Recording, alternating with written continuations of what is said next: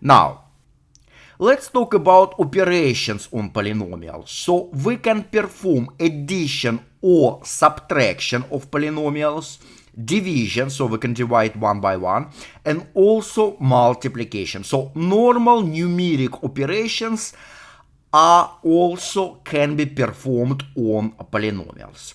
So the degree of the product of two polynomials is the sum of the degrees of the two given polynomials. So this fact is worth to keep in mind. So let's call it a degree rule. Now, suppose a polynomial a of x is divided by a non-constant polynomial b of x divisor, when the quotient q of x and the remainder r of x are defined by the following identity. A of x equals b of x times q of x plus r of x. So this theorem is known as theorem of division of polynomials.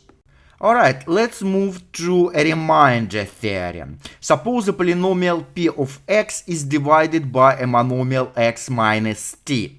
Then the remainder r is a constant p of t. All that says that in order to find a remainder of that polynomial p of x being divided by x minus t, you need to find the value of this polynomial p at the point t. In other words, you just plug in this number t into polynomial in order to find the remainder. So algebraically, p of x equals x minus t times q of x plus r, where r can be found by p of t.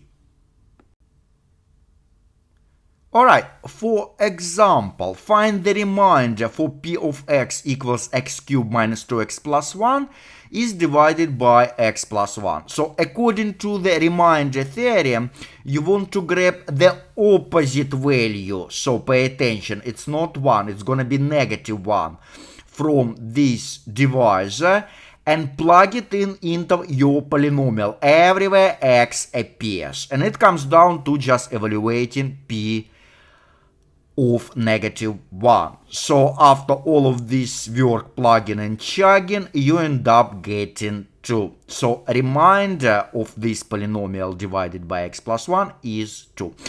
If you want to divide them technically, practically, by hand, so using, let's say, long division or synthetic division, you have to end up getting the same answer. So this is kind of a shortcut of finding the remainder without using long division or synthetic division. Lovely. Extended remainder theorem. Suppose a polynomial p of x is divided by a monomial in the form as x minus t, where s and t are numbers. Then the remainder r is a constant that can be found by p of t over s. Algebraically, so we will have this relationship between all of these polynomials. And again, the remainder can be found just as a value of the polynomial at the point t over s. So this extended remainder theorem actually is generalized the previous remainder theorem. So, and again, in order to find the remainder, you want to make a fraction, so t over s, from this monomial, and plug it in into your polynomial and compute that value. So the value that you've got will give you the remainder. Okay, perfect. Factor theorem. Let p of x be a polynomial. Then x minus t is a factor of p of x if and only if p of t equals 0. In other words, so this t is a 0 for that polynomial. So this value t makes your polynomial equals 0. Let's have a look at extended version of this factor theorem. So again, let p of x be a polynomial, then Sx minus t is a factor of this p of x if and only if p of t over s equals 0.